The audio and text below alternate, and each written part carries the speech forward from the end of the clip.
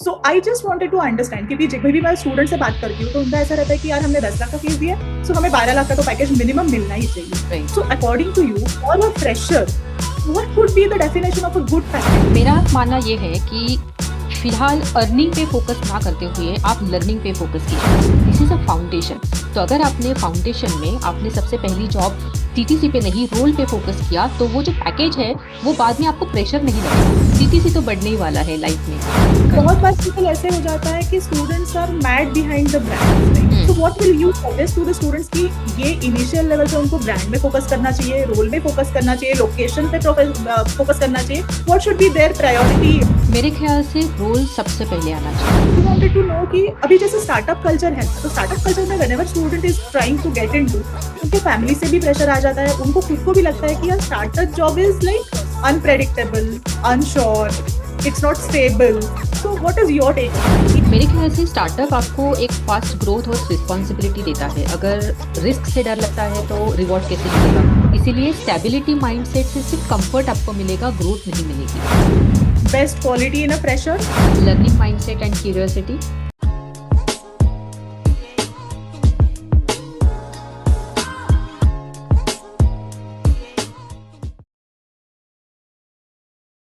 नमस्कार दोस्तों, स्वागत है आपका एक जबरदस्त लाइफ चेंजिंग एचआर से रियल में बातें करने के पॉडकास्ट में, जिसका नाम है the up to skill podcast show.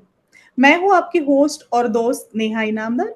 Up to skill एक लीडिंग टेक एनेबल्ड प्लेटफॉर्म है जो कॉर्पोरेट्स, कॉलेजेस एंड कैंडिडेट्स का सीमलेस कनेक्ट करना चाहते हैं, and this is a very good initiative. Today in this episode हम एक ऐसी एचआर से बात करने वाले हैं who is having 15 years of experience and who has worked in global MNCs, जिनका नाम है मिस शीतल धोरे। She is currently working as a as a director in 5D, director HR in 5D Solutions. She has more than 15 years of experience into recruitment, into policy making, and into various kind of a skill development activities for her own organization. शीतल, बहुत बहुत स्वागत है आपका इस podcast में। How are Thank you you feeling? so much. I'm feeling great. Thank you so much, Neha. And thank you to Up to Skills for creating this amazing and innovative bridge जहाँ पे हम लोग students के साथ और recruitment team के साथ टीपीओस के साथ डिस्कस कर सकते हैं. And I'm looking forward to connect with you and with through this channel with students as well.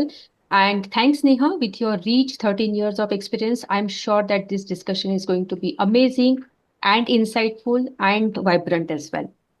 Great. Thank you, Sheetal, for this wonderful introduction, and we will get into the flow now. जैसे कि आप जानते हैं कि हर candidate को बहुत ज़्यादा anxiety होती है whenever they are getting into the professional education.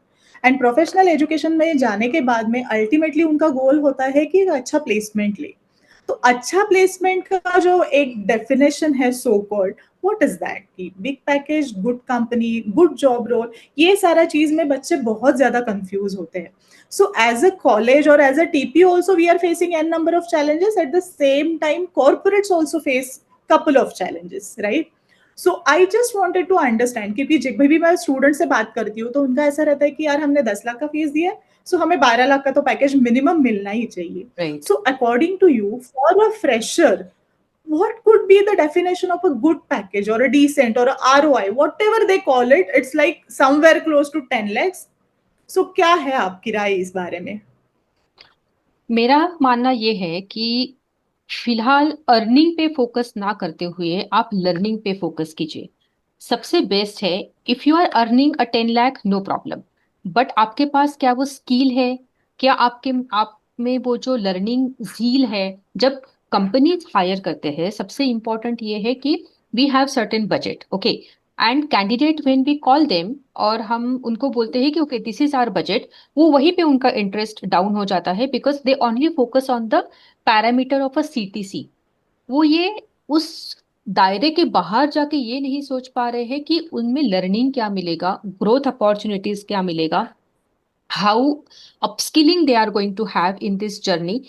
सो सबसे इंपॉर्टेंट ये है कि being at a very initial stage of a career, instead of focusing on the CTC और फोकसिंग ऑन कि मुझे 10 लाख का पैकेज मिलना चाहिए। आई कंप्लीटली अंडरस्टैंड कि अगर मैंने 10 लाख का फीस दिया है तो पेरेंट एक्सपेक्टेशंस है, खुद से एक्सपेक्टेशंस है, then there is a FOMO as well, then there is society expectations. सबको लगता है कि बड़े ब्रांड्स में काम करना है, बड़े सीटीसी के साथ काम करना है, बट उसके साथ दिस इज अ फाउंडेशन। तो अगर आपने फाउंडेशन में आपने सबसे पहली जॉब सीटीसी पे नहीं रोल पे फोकस किया, तो वो जो पैकेज है वो बाद में आपको प्रेशर नहीं लगेगा। सो सबसे इंपॉर्टेंट है कि आप पहले रोल देखो and then focus on the CTC. CTC तो बढ़ने ही वाला है लाइफ में। So this is my take on this. Excellent take, and I will tell the students की बॉस देखो सीटीसी तो मिलेगा if you are bringing right skills to the table, if you are performing CTC आगे जाके बढ़ेगा, उसका burden ना लगे, which was the very right suggestion given by Sheetal ma'am कि राइट। ये सीटीसी एक बार मिल गया तो उसका बर्डन नहीं लगना चाहिए आपको लाइफ लॉन्ग कि हाँ। यार अरे इतना हाँ। सीटीसी फिर मैं मैच कर पाऊंगा नहीं कर पाऊंगा। So start slow and get to the dream of yours. बहुत करेक्ट। बार शीतल ऐसे हो जाता है कि students are mad behind the brands, like hmm. Even sharing a JD of a startup, वहां पे मुझे समझ आ रहा है कि बच्चे को लर्निंग मिलेगा, इसके पास ये स्किल कम है वो स्किल कम है, ही कैन डू और she can do better into this job. But कहीं ना कहीं स्टूडेंट्स के साइड से एक ऐसा रेजिस्टेंस आ जाता है कि नहीं, I want to get into a Pepsi, I want to get into ITC. So ये सारे जो बिग ब्रांड्स है उनमें अगर लोअर लेवल का भी अगर रोल मिलता है तो they are ready. So hmm. What will you suggest to the students कि ये इनिशियल लेवल पे उनको ब्रांड में फोकस करना चाहिए, रोल में फोकस करना चाहिए, लोकेशन पे फोकस करना चाहिए, what should be there priority, may be the sequence? मेरे ख्याल से रोल सबसे पहले आना चाहिए। अगर एक बड़ा ब्रांड रिज्यूमे में है, लेकिन वो शाइन तो करेगा, लेकिन अगर आपका रोल एंगेजिंग ही नहीं है, अगर आपके रोल में वो ग्रोथ नहीं है, तो आप कितना भी बड़े ब्रांड में काम कर लो, you will have a limitations in your role. So सबसे पहले है बीइंग अ फ्रेशर, आपका फर्स्ट जॉब जो है वो स्टेपिंग स्टोन है। वो जैसे मैंने अभी पहले कहा था कि फाउंडेशन है, उसके बाद आएगा मेकअप, है ना। तो सबसे पहले ये है, for example there are top MNCs and candidates generally prefer to join those top MNCs, Accenture हो गई, कैपजेमिनी हो गई, जहाँ पे initial 6 month is a training period. और ट्रेनिंग पीरियड के बाद भी अगर आपने वो स्किल अचीव नहीं किया तो you will be on bench for 1 year और 2 years of span. On the contract, अगर दूसरा कैंडिडेट है जिसने एक स्टार्टअप में या एक स्मॉल कंपनी में ज्वाइन किया है, जहाँ पे उसका जॉब रिस्पॉन्सिबिलिटीज एडेड ऑन है, उसको ग्रोथ बहुत ज्यादा मिल रही है, he is learning a lot on the job, project अच्छे मिल रहे हैं, तो आप असेंचर और कैपजेमिनी का एक बंदा है, टीसीएस का एक बंदा है जिसको 2 साल का एक्सपीरियंस है, और ये एक बंदा है जिसको 2 साल का एक्सपीरियंस है, we can evaluate his expertise against this person. जहां पे हम लोगों को ये समझ में आ रहा है कि अच्छा इसको ब्रांड तो मिला है बट इसने अचीव कुछ खास नहीं किया है, या फिर उसके स्किल इंप्रूव नहीं हुए हैं। ऑन द कॉन्ट्ररी, जो स्मॉल स्केल वाला बंदा है, स्मॉल स्टार्टअप वाला बंदा है, उसका स्किल अचीवमेंट बहुत ज्यादा हुआ है, he has grown up really well and now he can take up added on responsibilities as well. यहाँ पे प्रमोशंस के चांसेस भी बहुत जल्दी मिलते हैं and they can also have a better advancement in terms of on site opportunities. बहुत सारे ऐसी कंपनीज है कि 2-3 साल के बाद they give on site opportunity as well if there are options. So यहाँ पे अगर आप बहुत डेडिकेटेडली काम कर रहे हो तो I think this particular small scale companies really matter. So don't focus right now on the brand, focus कि आपको रोल क्या मिलेगा, लर्निंग अपॉर्चुनिटीज क्या मिलेगी, और आपका 2-3 साल के बाद what will be the career succession graph in the company. So ये बहुत इंपॉर्टेंट है। सो ये जो दिमाग में रहता है ना कि I should have that brand on my resume, वो रिज्यूमे तक अच्छा लगता है, but when you are actually facing the interview, वो इंटरव्यू में ही पता चलता है कि आपने कितना सीखा है। Excellent excellent. In addition to this, अभी देखो हो गया ब्रांड, हो गया पैकेज, हो गया, नाउ एवरी यूनिवर्सिटी और मे बी एनईपी आ गया, ये सारी चीजों की वजह से बच्चों को real life experience, life projects, internships, ये सारी चीजें जो है वो मैंडेटरी कर दी गई हम्म। है। So for internship, it is mandatory for a student to undergo a certain couple of months or kind of a thing. अभी इसमें क्या हो जाता है कि students are stuck into their comfort zone कि यार मैं कोई चाचा मामा नाना की कंपनी में कर लूंगा and I hmm. Will get the certificate done, और मे बी कोई ऐसे इजी गोइंग जॉब चाहिए, या फिर आजकल एक और भी ट्रेंड चल रहा है कि यार मेरा फ्रेंड इस कंपनी में है, मेरी फ्रेंड उस हाँ। कंपनी में है, so I want to get into that. तो ये इंटर्नशिप जो है वो जो उसका जो कोर पर्पस है कि to explore the real life challenges of the corporate world, ये कहीं ना कहीं मिसिंग हो रहा है। तो हम्म। इस चीज पे when you are hiring as a recruiter, internships कितना इंपॉर्टेंट रहता है?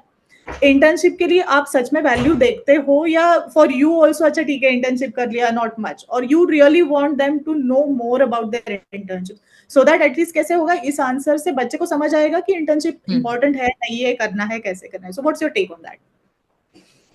अनफॉर्चुनेटली बहुत सारे स्टूडेंट्स इंटर्नशिप को एक चेक बॉक्स की तरह मानते हैं कि ठीक है एक मैंडेटरी है, कॉलेज ने बोल दिया है। So as you rightly said कि चाचा मामा की कंपनी में जाओ, फ्रेंड की कंपनी में जाओ, गेट दैट एक्सपीरियंस और ऑन पेपर इंटर्नशिप कर लो, that's done. Unfortunately, this is the real scenario. But what we as a recruitment team or as a recruiter, what we see is कि internship आपका actual trailer है। अगर आपने वहीं पे अगर अच्छे से परफॉर्म नहीं किया तो जो आपके आने वाले चैलेंजेस है और जो कॉर्पोरेट लाइफ है वही आपको समझ में नहीं आएगा। सो वेरी इंपॉर्टेंट इज कि आप इंटर्नशिप को कितने डेडिकेटेडली करते हो। आप इंटर्नशिप में सच में स्किल इंप्रूवमेंट कर रहे हो, कॉर्पोरेट लाइफ को समझ रहे हो, टीम सिंक्रोनी को समझ रहे हो, एक्चुअल में काम किस तरीके से होता है, प्रोजेक्ट किस तरीके से चलते हैं। This is actually real time to understand before you jump into any organization. So अगर आपने इंटर्नशिप को बहुत कैजुअली लिया ना, तो and as a interviewer, as a recruiter, we get to know कि किसने इंटर्नशिप सीरियसली किया है और किसने कैजुअली किया है। क्योंकि जब इंटरव्यू में हम लोग इंटर्नशिप के बारे में पूछते हैं तो they give random answers and which are not even relevant what they have written in their CV. So सबसे इंपॉर्टेंट ये है कि you create that seriousness for them, make sure that they are serious about this internship as well, and they are not wasting company's time, their time and college's time as well, for because 6 week is a good time to know what the crux about the organization. और अगर आपने ये CV में डाला ना तो हम लोगों को भी पता चलता है कि यार ये बंदे ने सच में इंटर्नशिप किया है। And we give value to that of course. It's not something कि internship is we are ignoring it completely, but we respect what internship they have done. Is it relevant to the job role we are finding it out or not? And how conveniently he's talking about that internship and project, and what was his value addition into that. बहुत सारे students ऐसे होते हैं कि जो एक summer project के हिसाब से सिर्फ एक ऑन पेपर के लिए कर लेते हैं, and when we have to get the right answers, पूरा बुकिश नॉलेज होता है। So when we ask them कि अच्छा आपका वैल्यू एडिशन क्या था, no ma'am, whatever I have been asked I was doing that. तो अगर इस तरीके के ओ, आंसर्स आप दे रहे हो तो इसमें समझ में आ रहा है कि you are just a follower, you are not a innovator, और you are not using your mind for that project. So internship के लिए आई बिलीव कॉलेजेस को भी थोड़ा सा इसमें फ्यूल डालना चाहिए, इसमें थोड़ा सा एनर्जी डालना चाहिए, इसमें एक राइट डायरेक्शन स्टूडेंट्स को देना चाहिए, so that it gives a value for their career. it's true, true, absolutely true. I agree to this, and I will make sure that at least whoever students are in my connect, I'll convey this message to them. अब next challenge आता है हमारे लिए, see students are also on always on a demanding side for us, right? Hmm. आजकल के बच्चे तो day one से वर्क लाइफ बैलेंस चाहिए मैडम, फ्राइडे पार्टी चाहिए मैडम, ये हमें बीन बैग चाहिए, वी वांट फ्लेक्सी आवर्स। तो ये सारा चीज जो बच्चों के दिमाग में है ना, see at this level also after getting experience of 15-20 years, we hardly think about all those things, right? कि ये Actually. टास्क है, ये उसका रिक्वायरमेंट है, we are ready to do that, right? Saturday Sunday work life balance 8 hours 9 hours।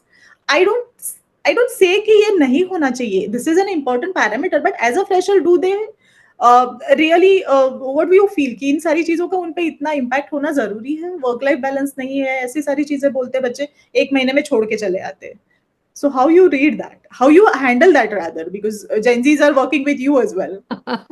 Yeah, that's a very very realistic question, and now every organization is dealing with this problem because Gen Zs are coming up with their own thought process, and even before coming into a workplace or even before jumping into what work is, they want to have a work life balance. And उनके लिए work life more than work, it is a life, and life is कि घूमना, travel करना, Netflix देखना, घर पे chill करना।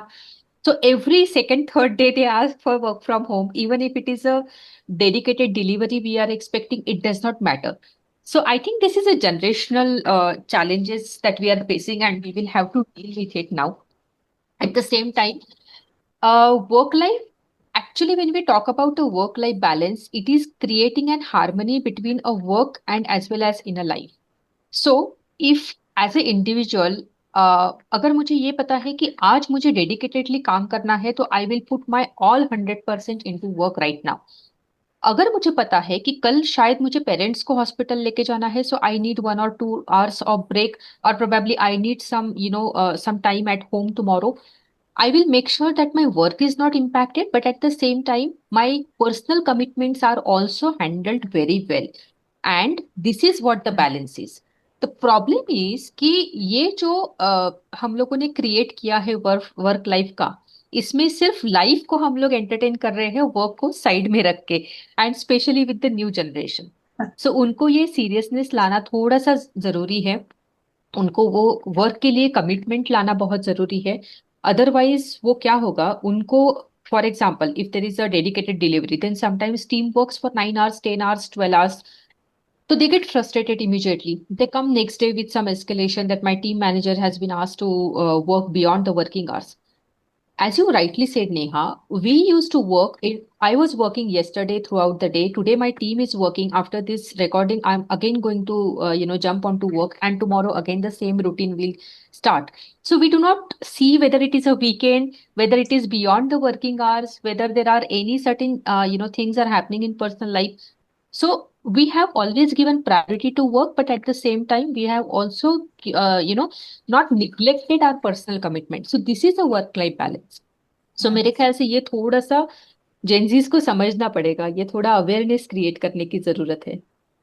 Correct correct absolutely. मतलब this is very important point which I mention. इसके अलावा मुझे एक और भी चीज आपसे पूछनी है. किसी स्टूडेंट्स का क्या हो रहा है ना आजकल, they are expose to media so much. So what is too much वो समझ ही नहीं आ रहा है. So do you really feel in your day to day life की ये जेंजीज का ये जो ये अपना हो गया नेटफ्लिक्स हो गया, with in working hours also do they spoil their time doing all this things? Have you observe this things? Too much. I mean I I mean Instagram के बीच में काम हो रहा है अभी. Instagram, LinkedIn, all social media, इसके बीच में काम हो रहा है. अच्छा, अभी मैं बहुत बोर हो गई हूँ और my manager is just forcing me to do something. So मैंने 2 घंटे इंस्टाग्राम देख लिया, अभी चलो मैं आधा घंटा काम कर लूँ. इस तरीके से काम हो रहा है. And I am really pieced of with this, because the challenge is कि you cannot have a monitoring on this usage. Second is, if you are going to stop this, people will start feeling कि अरे ये तो micro management हो गया, आप तो फिर मुझे फोन पे मेरा फोन का यूसेज कितना है वो भी आप चेक कर रहे हो. बट एक्चुअली न्यू जनरेशन या probably everybody now, it's an addiction. So ये समझ में नहीं आ रहा है कि these are driving us towards a lower productivity, and जिसमें हमारा ही इनोवेशन और क्रिएटिविटी हम लोग डम जैसे बिहेव कर रहे हैं frankly. So with this social media, they do not understand their commitment to work. They are just, delaying the deliveries of the projects.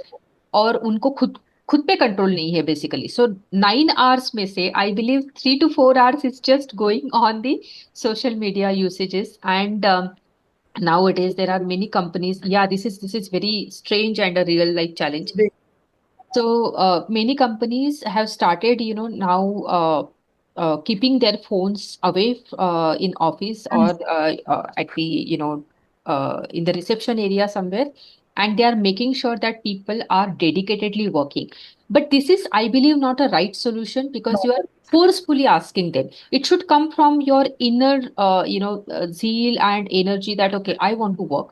कि यार ठीक है, आधा घंटा लंच टाइम में मैंने इंस्टाग्राम यूज कर लिया, that is good enough.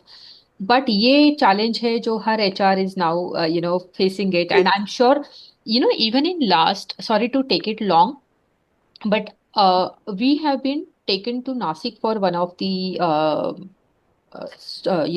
student and collaboration, corporate collaboration, जहाँ पे एक लगभग 300-400 स्टूडेंट्स थे और सारे HR वहाँ पे डिस्कशन चल रहा था, ग्रुप डिस्कशन था, गेस्ट स्पीकर्स थे. एंड टू आवर सरप्राइज, जो फर्स्ट 2 रोज थे they were sincerely listening to us, and जो बाकी के जो सारे स्टूडेंट्स थे, रफली 200-300 स्टूडेंट्स, उन्होंने ईयरफोन डाले थे and they were just scrolling the Instagram. So जो पूरा 3 आवर्स का सेशन था, corporate have been called, so much of a investment colleges have done on us, and this was actually for the students, this was not for college of course, okay, but student को जब ये seriousness नहीं है कि okay this is a right opportunity कि हम लोग campus के लिए इनके साथ अप्रोच करें, या this are the HRs who are coming to their door, तो ये सीरियसनेस एक्चुअली ये सोशल मीडिया ने बहुत कम कर दिया है, and this is a very very serious challenge. और ये एचआर और आप चेंज नहीं कर सकते, ये खुद they only have to control and change it. Yes. Correct, correct, absolutely right, क्योंकि सोशल मीडिया ये सारा चीजें है तो है ही, but nowadays the communication language is also changing. या So many of the times, see, we also know कि while writing emails there are certain protocols, right? कि ऐसे ही लिखना है, ये इसी फॉर्मेट में लिखना है. uh, do you still get some kind of emails which are like in their Gen Z language and they feel it is cool? And will the corporate accept it? Because if corporate don't accept it, we as a trainer or the institutes, we need to take them to this training. Ki, boss, these are the email etiquettes. This is what's the difference between the formal communication and informal communication. We do that, but we if you answer this question, I will understand it, and then maybe we can change the pedagogy altogether. तो कैसे रहता है, मतलब is that kind of a language cool for corporates? I would say not cool, but slowly we have also started accepting, and we are also changing ourselves to their Gen informal communication. But इसमें challenge ये है कि this emojis और slangs are relatable, okay, लेकिन context बहुत matter करता है। अगर फॉर्मल कम्युनिकेशन है तो आपका जो जॉब कम्युनिकेशन है it has to be very clear, respectful, it should be professionalism, it should be on time. अगर आपका उसमें भी इनफॉर्मल कम्युनिकेशन आ रहा है तो then it's spoiling the whole impression about you. You cannot have this sort of communication with clients. You have to have a very formal, respectful communication and the genuinity. Because ये slangs वगैरह ये सुनने में अच्छा लगता है, but formal communication it is still not a better one. So friendly होना अच्छा है, लेकिन boundaries समझना उतना ही जरूरी है. Great, great. So obviously it's a good advice for the students. Please listen to this. And secondly, जैसे आपने अभी LinkedIn का भी जिक्र किया, तो LinkedIn is now taking everything up, right? Even students are also feeling very maybe connected, और थोड़ा सा ऐसे उनको भी फ्लैशी फ्लैशी उनको वहां पे सारा चीजें मिल रहा है. तो लिंक्डइन पोस्ट अगर कोई बच्चा एकदम सीरियसली डे 1 से डे 0 तक कर रहा है, सो एज ए एचआर आप देखते हो उनके LinkedIn profiles, do you have some sort of benchmarking for that कि लिंक्डइन पोस्ट अगर ये बच्चे का सही जा रहा है, या फिर what is his behaviour on social media, उसके बेसिस पे हायरिंग होता है? एब्सोल्युटली। लिंक्डइन एक अच्छा प्लेटफॉर्म है, प्रोफेशनल प्लेटफॉर्म है, जहाँ पे आजकल बहुत सारे students they are posting a lot of relevant information. Thanks to ChatGPT everybody have started being a content creator nowadays. But आपको लिंक्डइन इंटरव्यू तक पहुंचा सकता है, बट इंटरव्यू में क्या परफॉर्म करना है वो आपकी मेहनत पे, आप किस तरीके से प्रिपरेशन कर रहे हो, क्या आप खुद मॉक इंटरव्यूज दे रहे हो, केस स्टडीज प्रिपेयर कर रहे हो, आप अपस्किलिंग कैसे कर रहे हो, क्या आप डिफरेंट तरीके के पॉडकास्ट, यूट्यूब चैनल्स, ये सारे तरीके से आप अपना प्रिपरेशन किस तरीके से कर रहे हो, ये बहुत मैटर करता है। आपको लिंक्डइन इंटरव्यू तक पहुंचाएगा बट इंटरव्यू क्लियर नहीं कर पाएगा। सो LinkedIn is a good platform, but उसके साथ आपको जो बैकग्राउंड में आपको मेहनत करनी है ना वो बहुत जरूरी है। And I give you one more example. जैसे यूएस का H1 भी हम लोग प्रोसेस करते हैं, तो वहाँ पे एक क्राइटेरिया है जहाँ पे आपको सोशल मीडिया का रेफरेंस देना बहुत ज़रूरी है, जहाँ पे आपको फेसबुक और लिंक्डइन का लिंक देना पड़ता है, so that they look at all your past history कि आपने कभी इसी निगेटिव तरीके से कुछ कमेंट किया है क्या, निगेटिव तरीके के पोस्ट किए हैं क्या, is it so much of religious post, Is it too much of a dominating post? Are you creating some sort of discriminations and all? ये सारा रेफरेंस किया जाता है, बैकग्राउंड चेक किया जाता है, एंड उसी के बाद उनको this is one parameter to give H1B. Okay. And now similarly we are also started looking at their LinkedIn profile, especially at a mid level. Freshers का तो चलो इतना मैटर नहीं करेगा, but mid level and senior profession के लिए LinkedIn बहुत matter करता है. So your activities will also be checked and scrutinized by HR before hiring. That is why you use this social media as a proper advantage and a tool, not as a weapon. So this is my Correct. suggestion for them. It's true, absolutely true. Now I'll come to the next question, which is important. Like, you have been seeing the people from our father's generation, जिन्होंने एक company join कर लिया, वहीं से retire हो गए. In our generation, maybe the frequency has come to 5 years, 10 years, kind of that, between 5 to 10 years, but that टिक जाता है kind of. What about the new generation, for the freshers or maybe those who are campus pass outs and they join your company? What is the duration they stick to one particular job, and is that creating a problem, or is it is advantageous for them for a package boost? I have seen students are changing jobs, 2 jobs within 6 months. So एक company में 2 महीने किया, मन नहीं लगा, change it and join into another organisation. वहां पे भी मन नहीं लग रहा है, look for another opportunity. Job switch इस तरीके से हो रहे हैं जैसे ये लोग कपड़े चेंज कर रहे हैं, या प्रोबेबली जिस तरीके से उनके नए नए ट्रेंड्स चेंज हो रहे हैं उस तरीके से. So this is really really a scared situation even for organisation, क्योंकि जब हम लोग इन्वेस्ट करते हैं and if we are not getting a right return on investment when we are hiring the students, then this is a question mark on us as well in terms of evaluation.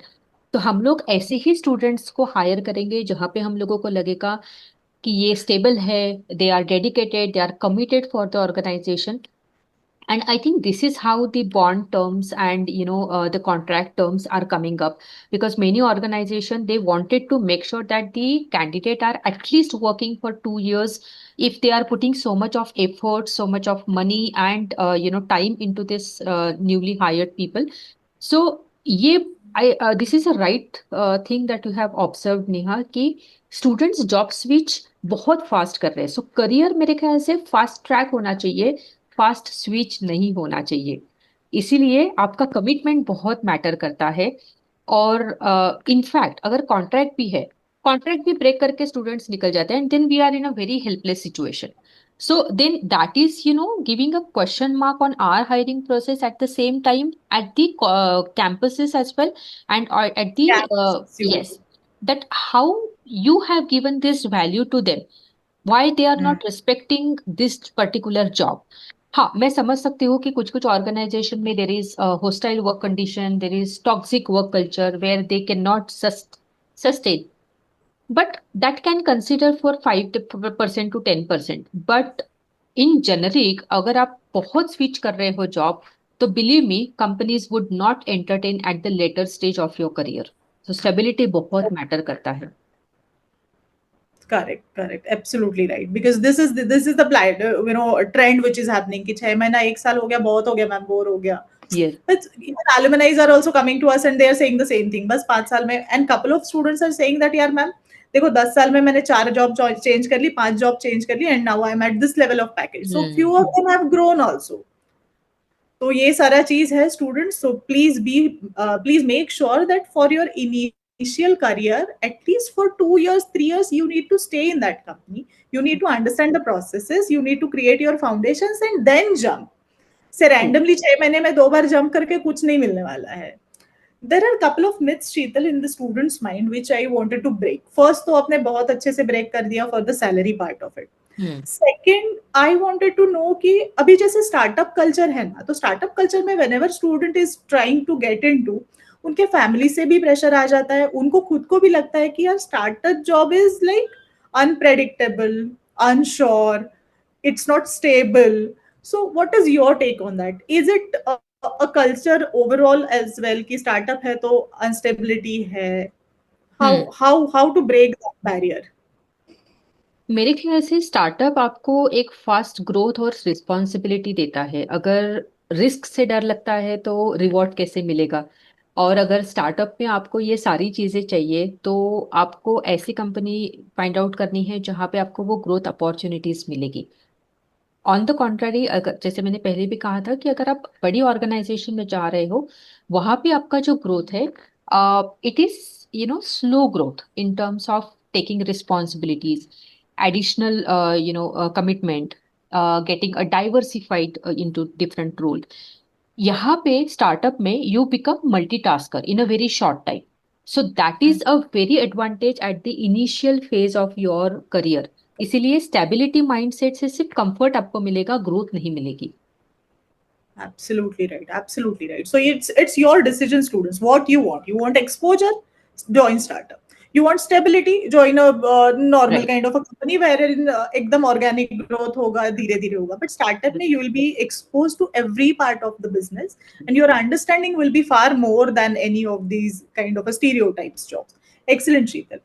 So now, see, nowadays in this couple of 10 years, let's say we take it as 10 years duration, जहाँ पे networking का importance बहुत बढ़ गया है. Everybody is behind creating their own network, enhancing it, reaching it, kind of a thing, enriching it. But आप अगर दो चीजें ले रहे हो, one is networking and second one is skill development. तो is networking having more importance than skill development? what will student focus, like they should focus on networking or skill development? What is more important? If I just have to make it very short answer, then networking बिना skill के सिर्फ noise है। ये आपको value Hmm. नहीं देगा। इसलिए पहले वैल्यू बनाओ, फिर विजिबल बनो। आपका ब्रांड जब आप स्किल अपग्रेड करोगे तो वो it will speak for itself, and then slowly your network will start gradually increasing. अगर आप Okay. नेटवर्क के पीछे भागोगे और खुद को अपस्किल नहीं करोगे तो then it will be very hard for you to sustain. और वो नेटवर्क भी ना धीरे धीरे कम होना स्टार्ट करेगा, because then you will realise कि अरे यार, जिन लोगों के साथ मैंने नेटवर्क किया है, they are not helping you, because they do not see a value in you. Right. So सबसे पहले है वैल्यू बनाओ, विजिबल बनो, and then slowly increase your network. Yeah, because you rightly said before also कि ChatGPT से क्या हो रहा है ना, for network building there are some prompts and फिर आपकी विजिबिलिटी बढ़ जा रही है. राइट। लेकिन जब बंदे से बात होती है वन ऑन वन, तो इट सीम्स कि अरे यार नहीं, इतना तो क्वालिटी है नहीं इसमें. Then it all drama collapses. So उससे अच्छा है कि कुछ अच्छा बनो, स्किल डेवलप करो and then get into a networking, right? I'll tell you, there are shockers for us. We have asked a candidate to come for an interview, and one HR candidate was there. He had around 18,000 connections on LinkedIn, and he is posting on every random day, okay, on any certain topic. But when we called him, and when for our surprise, he do not know anything about HR. Okay, and it was such a shock for us. I was like, what type of content you are making? Okay. So if you हाँ. and then when we asked him, he said that, ma'am, I'm using ChatGPT. I'm just putting a prompt, and whatever is coming out of it, I'm just posting it on LinkedIn. I said, Oh. okay, while putting, at least you are reading it out or not? He said, ma'am, read करने की क्या जरूरत है? I'm just putting it. तो लोग तो read कर ही रहे हैं ना. So आप समझ रहे हो, इससे नॉलेज उसको कुछ नहीं मिल रहा है. He just wanted to be नहीं मिल famous. रहा. हाँ, he just wanted to be famous, but when it comes to a cracking the interview, he was failed. So problem यही है कि हाँ. सबको फेमस होना है बट अपस्किलिंग किसी को नहीं करना है. It's true, true, absolutely. Like, using Chat GPT for improvement. Maybe I am having certain thoughts in my mind. I'll, list it down, and maybe for language improvement or right. simplifying kind of thing, we can use Chat GPT. But पूरा का पूरा Chat GPT का ही दिमाग तुम डालोगे और पढ़ोगे भी नहीं उस पे कि हम क्या डाल रहे हैं, तो it's a challenge, difficult. So कैसे ChatGPT is पहचानेंगे ऐसे making, चीजों? right, ChatGPT is making us handicapped. They are just, breaking our creativity at work. And I have told my team to first use your brain and then come up with your solution. If you feel that, okay, all my doors are closed, then open the ChatGPT and ask. Unless and until you try all your efforts and you ask for all sort of help, you ask me, I don't mind, you come to me if you feel that okay, I'm helpless here, I will give you a solution, but don't go to ChatGPT at the first stage. Email writing, अरे okay. Email writing अगर आप chat GPT से करोगे तो how will you, I mean how will you improve on your communication skill? ये बहुत बड़ा challenge है। एआई की वजह से चैलेंजेस ज्यादा बढ़ गए, ईज ऑफ एग्जीक्यूशन होने से बढ़े। आपको ऐसे लगता है कि AI is killing our innovation और may be AI is making us lazy, this chat GPT, and is it safe again? See, I, जैसे हमारी बात हो रही है तो I am just getting into it कि आपका कोई कंपनी का कॉन्फिडेंशियल इन्फॉर्मेशन अगर चैट जीपीटी पे डाल दिया एंड उसका प्रॉम्प्ट मांगा, so it's going to be a difficult challenge. तो इसके लिए कुछ पॉलिसीज वगैरह एचआर बना रहा है या बनाना चाहिए? How is that? Usage of chat GPT और AI has to be limited, कैसे करेंगे?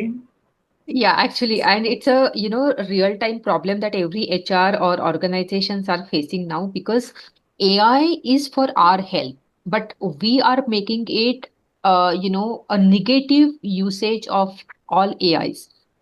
As you rightly said, अगर कुछ confidential information pull कर दिया, and if he or she puts that into a chat GPT or on any social media, then of course this is a threat. And now companies have started looking into this as a SWOT analysis, और हम लोग इसका नए तरीके से confidentiality को कैसे prevent किया जाए, किस तरीके से अवेयरनेस क्रिएट किया जाए, what measures we can do and what action we can take if something happens, ये सारी चीजें अभी हम लोग पॉलिसीज या फिर कोड ऑफ कंडक्ट में डाल रहे हैं। सिमिलरली, अभी रिसेंट का जैसे Google have launched many many new advanced things into AI.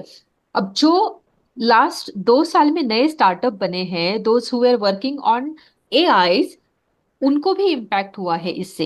And जो स्टार्टअप अभी काम कर रहे थे कि okay we will help you to create content, we will help you to create reels, और we will help you to create some sort of videos, they are going to get impacted again with new advancement. तो आज के student को AI का thought process समझना है और उसके ऊपर उनको बिल्ड करना है।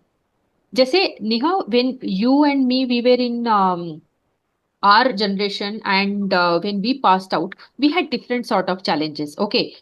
बट तब शायद रिसेशन था, तब शायद लिमिटेड इंफॉर्मेशन थी, तब शायद रीच आउट करने के जो तरीके थे वो बहुत डिफिकल्ट थे। अभी रीच आउट बहुत इजी हो गया है, बट एआई की वजह से जब जॉब मार्केट इम्पैक्ट हुआ है, तो there is going to be a huge challenge for student. तो उनको समझना है कि एआई कौन से जॉब लिमिट करने वाला है और कौन से जॉब में एडवांसमेंट होने वाला है। This is a very very, हर किसी को खुद का ऑडिट करने की बहुत जरूरत है अभी। एंड उसी हिसाब से अगले 5 या 10 साल में जो भी आपका करियर प्रोग्रेशन होगा, वो उसी लाइन में होना चाहिए। So you should be aligned with that progression basically. Correct. अभी ना बहुत सारे जो बच्चे हैं, जैसे हमारे जनरेशन में, हमारे फादर्स के जनरेशन में कैसा था कि भाई पैसा कमाना है तो whatever they are getting they will do it. हमारे टाइम पे थोड़ा हो गया कि नहीं, मुझे थोड़ा सा थ्रिल चाहिए, मुझे हम्म। ये फॉलो करना है, certain benchmarks we could set because of our financial position. अभी के जो बच्चे हैं उनको ना कमाने की जल्दी है, ना ही उनको पेरेंट्स को उनको इंडिपेंडेंट करने की जल्दी है। So many of the students are saying कि I am following my passion. Hmm. अभी वो पैशन क्या है, is it profitable, is it giving you back something? तो ऐसे टाइप का पैशन फॉलो करना, is it right according to you कि जो एक उसका एक ऐसा पैशन है कि जिससे उसको कुछ नहीं मिलने वाला है, ना उसको मॉनेटरी बेनिफिट मिलने वाला है, ना ही उसका कुछ मार्केट स्टैंडिंग है, it is just a passion? Hmm. Should they follow this passion, or they should also see for a side by side career opportunity kind of a thing? So what's your take on that? One line में अगर बोलूँ तो passion plus practicality plus profitability is going to be a equivalent and sustainable career for you. तो अगर आपके passion में आपको practicality और प्रॉफिटेबिलिटी नजर नहीं आ रही है, तो you should drop that passion at that point of time itself. It can be an hobby, it can Yeah. Not be your career. So passion को हॉबी में कन्वर्ट करना है या करियर में कन्वर्ट करना है, और अगर करियर में करना है तो is it going to be a profitable and sustainable career for the next 10-15 years for you, वो सोचना बहुत जरूरी है। So for me I think, go for passion if it is giving you a sustainable career. Excellent discussion, Sheetal. It was really nice and eye opener for me also, and for many of the students who are watching this podcast. Please look at yourself, because the world has given you everything, right? True. Everything is available with you.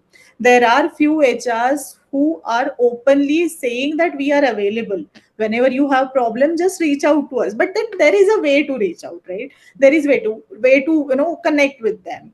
First of all, you need to understand that you need to know yourself, क्योंकि आधी सी चीजें तो जैसे अभी शीतल ma'am ने बोला कि ChatGPT से उठाकर मैंने भेज दिया, so for yourself also you are not thinking कि who am I, what is that I am liking, ये सारा चीजें आपको सोचना जरूरी है। इसके ऊपर आपको 5 ईयर्स का आपका प्लान बनाना जरूरी है, and then step by step first year में मैं ये जॉब लूंगा, सेकेंड ईयर में ये इंप्रूवमेंट करूंगा, and like that you have to take your career journey ahead, because it is very important to earn money and stable career.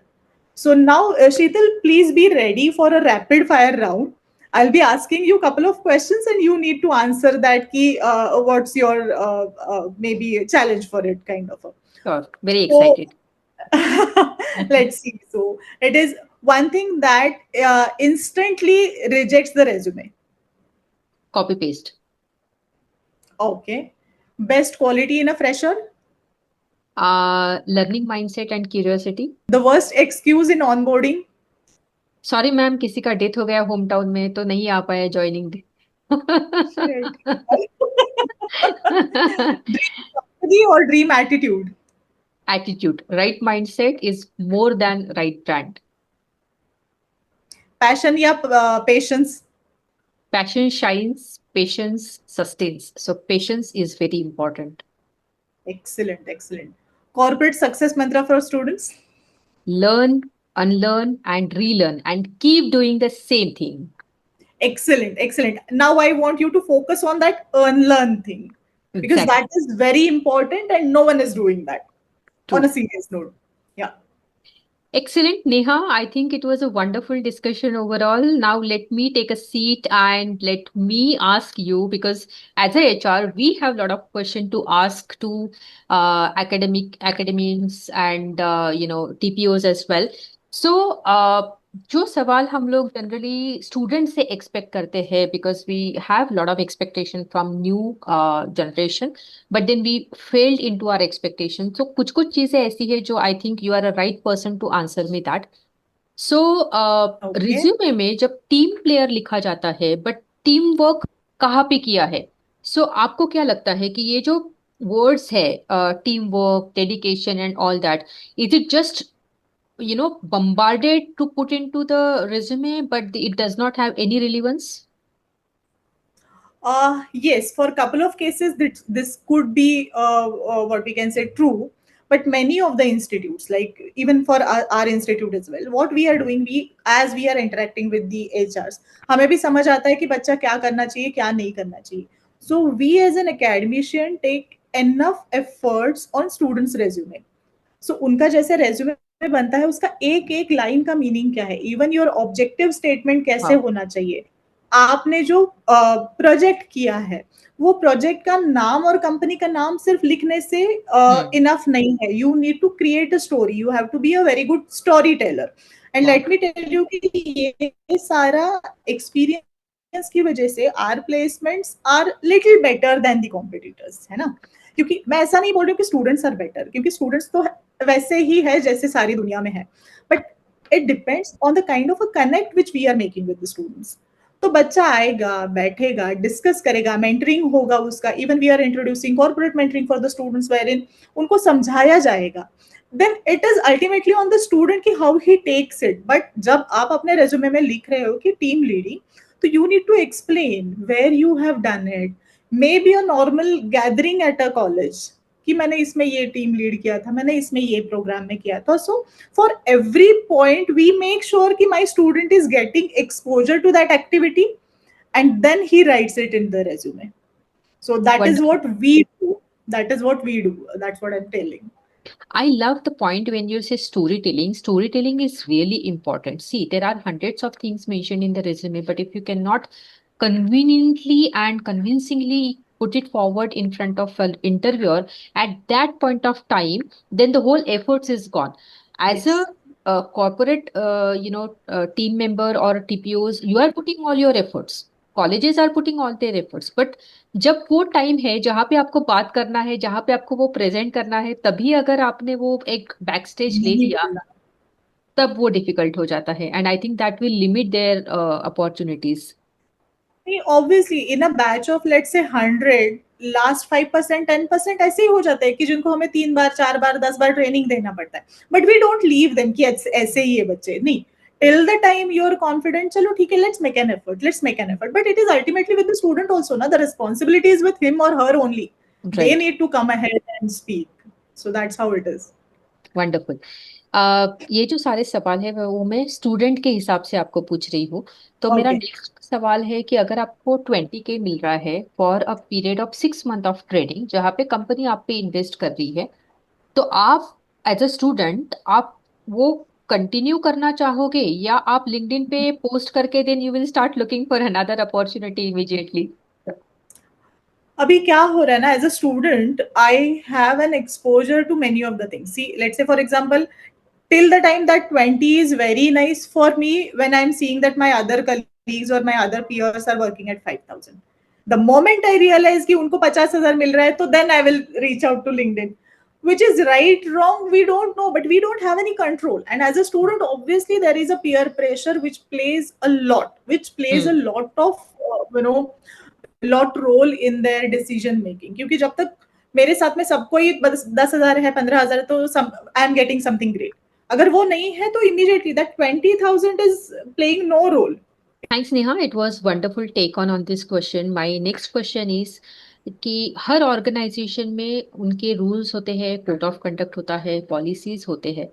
और जब नए बच्चे ऑफिस में आते हैं तो they want to break those rules, और they do not want to follow it, और दे फील कि रूल्स घर पे ठीक है, ऑफिस में नहीं. तो आपको लगता है कि ये थोड़ा सा डबल स्टैंडर्ड है, या फिर ये एक नई जनरेशन का एक माइंडसेट है नॉट टू फॉलो पॉलिसीज और कोड ऑफ कंडक्ट? इस पे ना Sheetal see, I have a counter question. It may not be relevant for all the organisation, but इसमें आपका एचआर इंडक्शन बहुत इंपॉर्टेंट रोल प्ले करता है। इंडक्शन के टाइम पे many of my students have joined, but there was no formal induction, तो बच्चे को समझ कैसे आएगा? सिर्फ एक नोटबुक या फिर एक एचआर मैनुअल पकड़ा देने से बच्चा रीड तो नहीं करेगा, because that habit has gone completely. At least for 10-15 this is the brief policy, और उसमें से ये है कि which is acceptable, this is not acceptable. You need to reiterate 10 times to them कि this is not acceptable, not acceptable, not acceptable, and this is what is your area. You can do anything and everything out there. So student को orient करना, आजकल के बच्चों को हर चीज के लिए they want a special treatment कि भाई तू आया बहुत अच्छा हुआ, this is your welcome kit, this is what your entire onboarding is happening, this is what your induction is happening, these are the organisms, like these are the organizational charts which we follow, this is the hierarchy. क्योंकि इन बच्चों को हमें लगता है कि इनको पता होना चाहिए, बट ये नहीं है। They are still in that bro culture, so उनको सारा लोग ब्रो ही लगता है, ऐसा नहीं होता है। So if the company or if the HR is taking enough efforts on maybe the induction part of it, let me tell you, though, so far we have seen the challenges of the Gen Zs, but ये बच्चे ना बहुत ज्यादा उनमें काबिलियत है if we channelize them into a right direction. So बच्चा होशियार है, बट उसको पता तो चलना चाहिए ना कि this is the way which I have to follow. So वो कहीं ना कहीं एक कनेक्ट बहुत इंपॉर्टेंट है। I agree. Orientation and induction matters a lot, because आपके जो रूल्स है अगर वो आप इम्पैक्टफुली कम्युनिकेट ही नहीं कर पाए, तो वो एक बाइंडिंग गाइडलाइंस बन के रह जाते हैं, and it is not a policies. So how promptly you are communicating, and initial phase is a very important and critical time for every new joinee. तो अगर हम लोग उसी टाइम पे जो भी रूल्स है, and rules are not always in a negative way, rules are to protect them, basically to make their life more easy and more happy. तो वो एब्सोल्युटली राइट कि एचआर का it's a very important and critical role for HR कि how we are communicating that. Great. yes. क्योंकि देखो rules कैसा ना, defence factory के लिए अलग रहता है, and the companies like Google and all they are different, मतलब what is right here is not right there. So we need to give them a clarity कि हमारा कंपनी क्या है। सो it may change their behavior, or they may be more on performance kind of a thing. My next question is very interesting, Neha, because this has been quite observed that rejections are not being taken in a right way or in a positive way by students. और जब हम लोग एक negative feedback students को बताते हैं या फिर ईमेल करते हैं, so most of the time they play a mental health card, और या फिर they create some sort of scenarios of mental health और समथिंग. सो आपको क्या लगता है, रिजेक्शंस को अच्छी तरीके से हैंडल करना ये भी एक ट्रेनिंग का हिस्सा होना चाहिए? होना ही चाहिए। I absolutely agree with you, because हमारे पास भी ऐसे चैलेंजेस आ रहे हैं। these new generation people are not ready to accept कि there could be some failures or some errors from their side.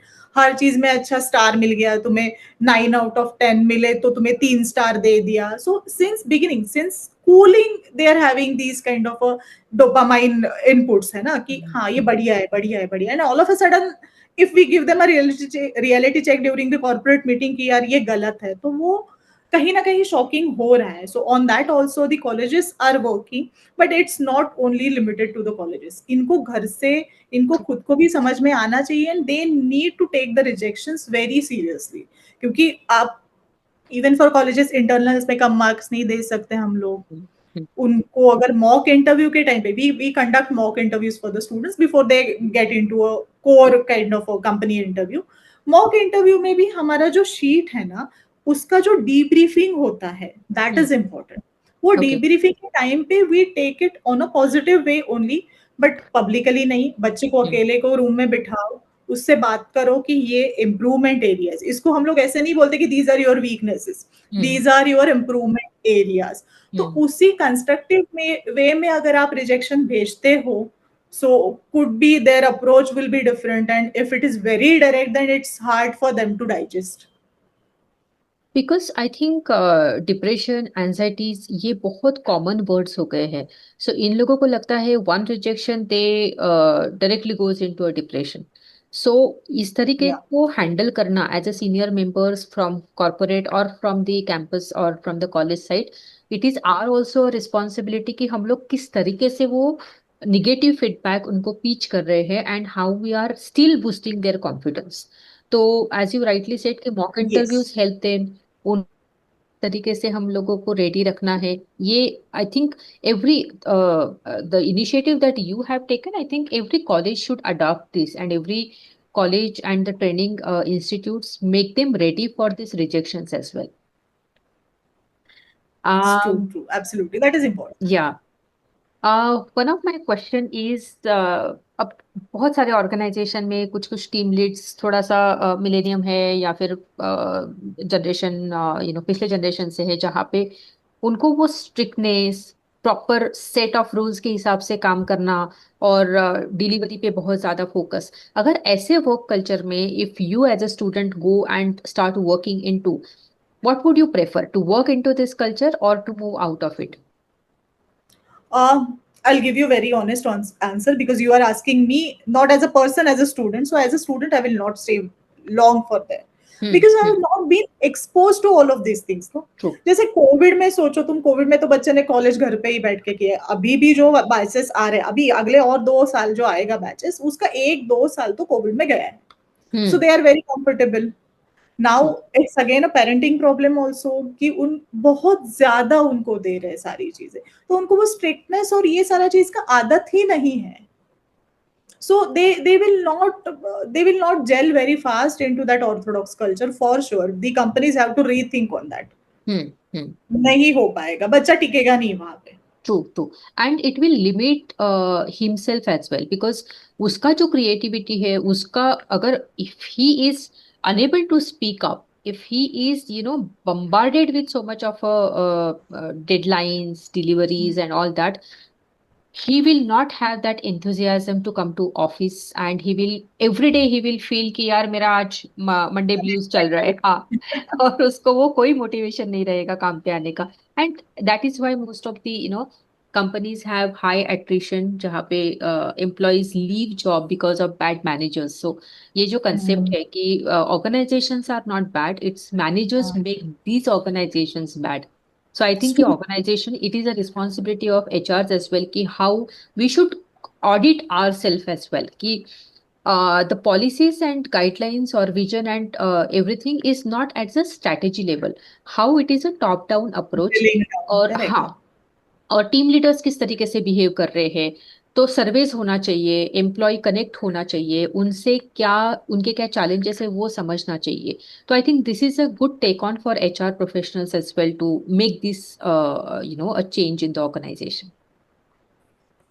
मेरा It's true. लास्ट सवाल है आपसे नेहा कि डिजिटल से तो हम लोग बहुत कुछ सीख रहे हैं. This is a new era of digital and we are learning a lot from this. But क्या रियल वर्ल्ड का जो एक्सपोजर मिलना चाहिए या रियल वर्ल्ड का जो एक इम्पोर्टेंस है, are we somehow cutting it down and we are just focusing on digital experience? See, for this, I will give you couple of good things which many of the organizations are doing. अभी जैसे experiential learning जो होता है ना, Hmm. so many of the PG organizations, PGDM organizations, or maybe MBA also, even though faculties also. See, though I represent the corporate side of training and placements for the students, I am also a teacher. तो हम लोग ओबी जब भी सिखाते हैं ना, तो 5 साल पहले हम अलग तरीके से सिखाते थे कि theory theory theory. Now it is case studies.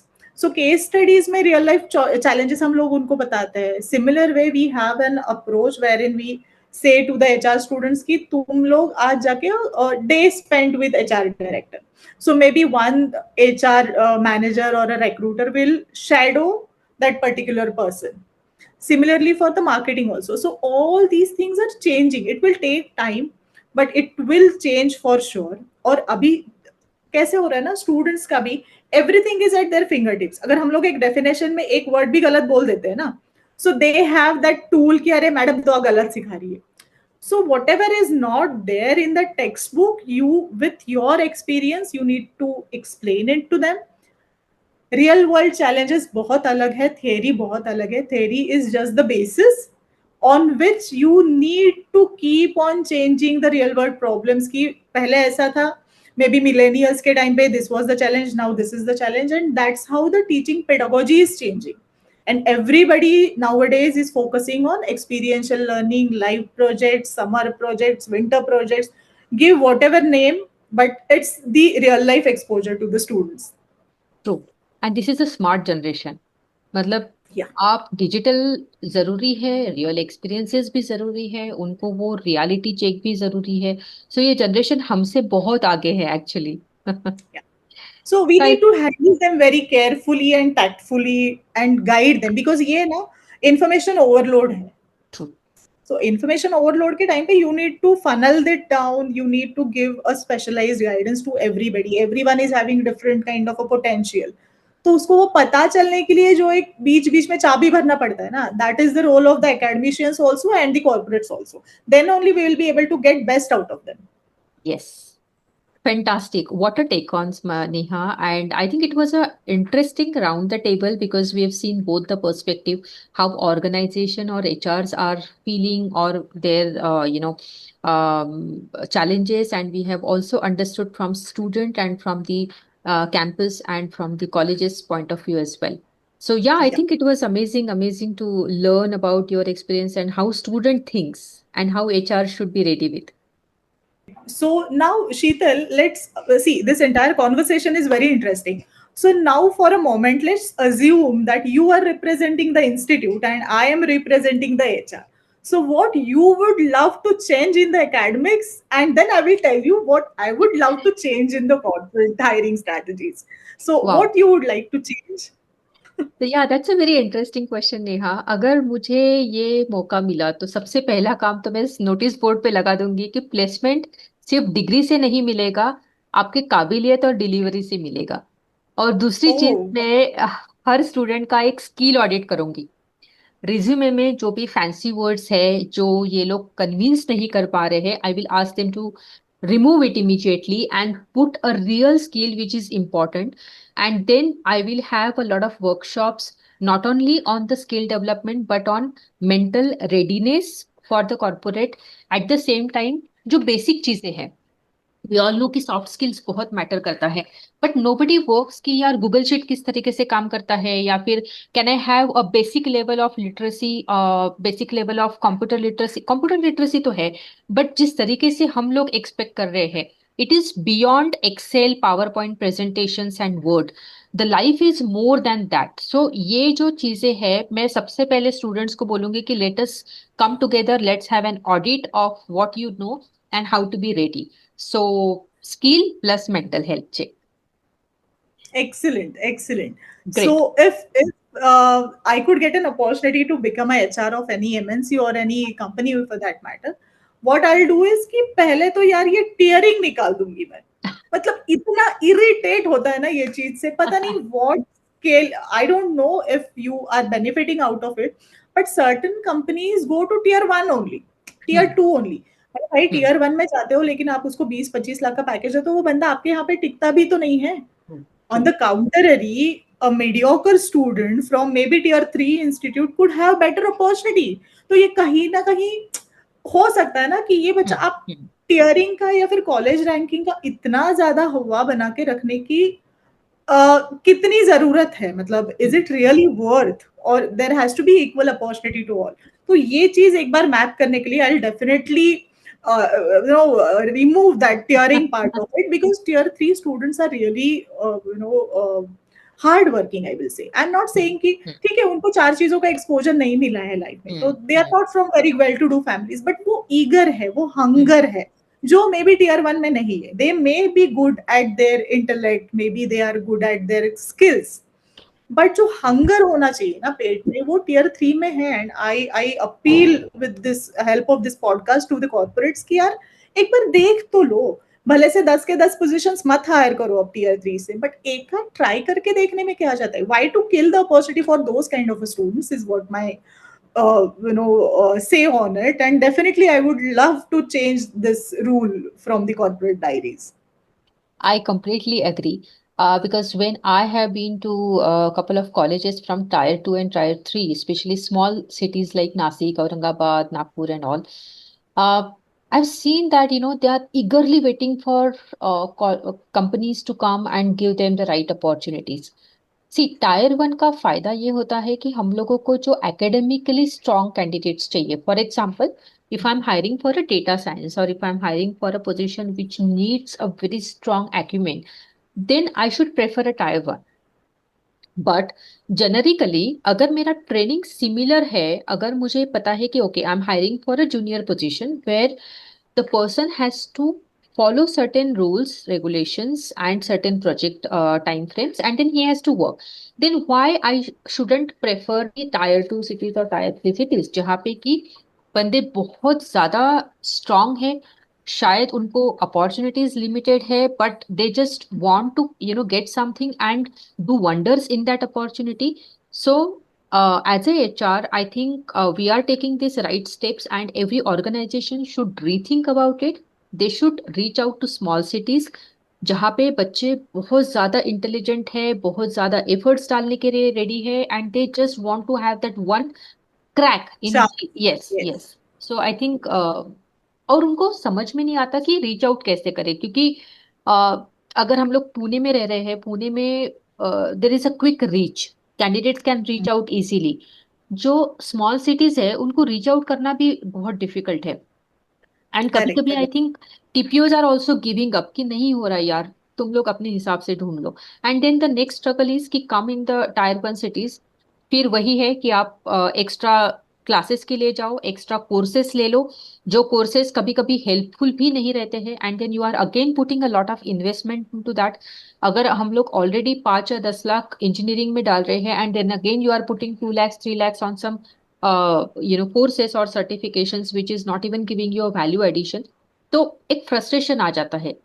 और वो फ्रस्ट्रेशन इतना ज्यादा होता है that impacts on the mental health, that creates a lot of challenges in family as well, family burden में आ जाती है, and we have seen very tragic incident as well. So through this podcast, as you said, for HRs I would also like to appeal कि look for smaller cities talent, they need us, and they they can help you, they can go extra mile for you.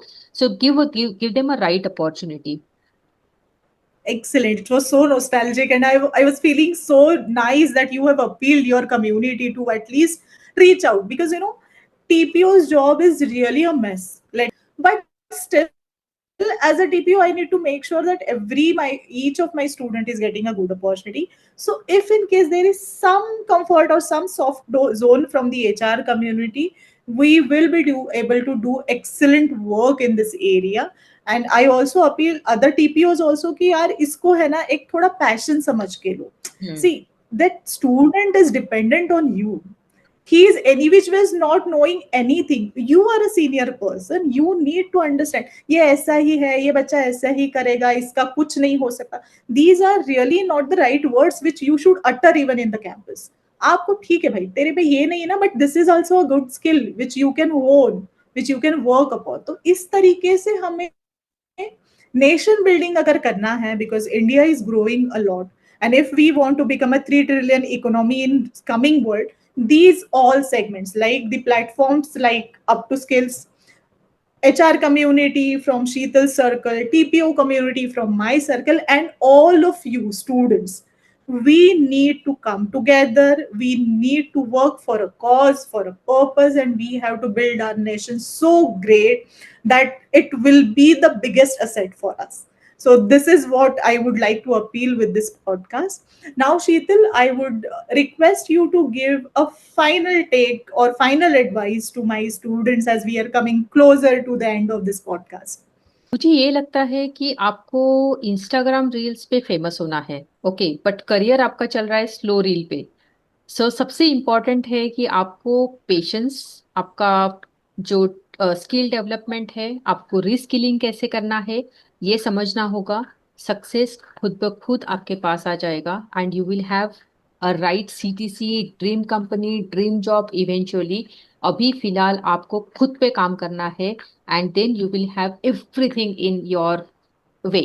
So this is my advice for them. Excellent, Sheetal. It was really a nice interaction. And now, students, the ball is in your court. भाई आपको समझना है आपको क्या चाहिए. Everything is available in this world. Everything is available at a tip of your finger. But कौन सा tip कब यूज करना है, कैसे यूज करना है, उसके बारे में नॉलेज लेना है, ग्रो करना है, नहीं करना है, ये सारा चीज का डिसीजन आपको लेना है. You will be getting n number of helping hands, n number of podcasts like Up to Skills, but वो अच्छी तरह के से आपको देख के उसके बारे में जान के आपको डिसीजन लेना है. So you are the future of the country. So be responsible, understand your capabilities, and work towards it. Thank you so much, Sheetal, for this wonderful interaction. I personally learned a lot in this, and students तो definitely उन्होंने अच्छे से ही इसमें से take लिया होगा. They will work towards their skills and they will grow in their career. Thank you so much Neha. और मेरी तरफ से सभी फ्रेशर्स को एक लास्ट मैसेज है. Never stop learning and always ask how can I add value to the organization and for personal growth as well. So keep learning, relearn and reskill to you. And thanks for creating this platform. This is amazing initiative, the Up to Skills podcast show team. You have actually creating this bridge और जो एक gap है industry का expectations और what campus is delivering, तो इसमें आप जो ये एक एफर्ट्स डाल रहे हो, so hats off. Thank you so much. Thanks Neha. या थैंक यू शीतल. गाइज आपने बहुत अच्छे से एंजॉय किया होगा ये पॉडकास्ट. सो ऐसे ही सब पॉडकास्ट के लिए you need to subscribe to Up to Skills का podcast. And if in case anyone whoever is watching this, if anyone is a TPO and आपको इस चीज में पार्टिसिपेट करना है, तो please reach out to Up to Skills team. They will be there for your help. Thank you so much, everybody, to give this a wonderful opportunity for all of us and for helping towards nation building. Thank you so much. Thank you everyone. So students and TPOs, if you have any questions, अगर आपको लगता है कि ये चीज मुझे reach out करना है HR तक, मुझे ये चीज पूछनी है, तो please like, comment and subscribe to our channel. आप अगर कमेंट बॉक्स में वो क्वेश्चन डालोगे तो वी विल मेक श्योर कि ये नेक्स्ट हमारे एपिसोड्स में वो क्वेश्चंस कवर हो जाएंगे, so that we will be able to help the community. Please subscribe to our channel uptoskills.com। Thank you.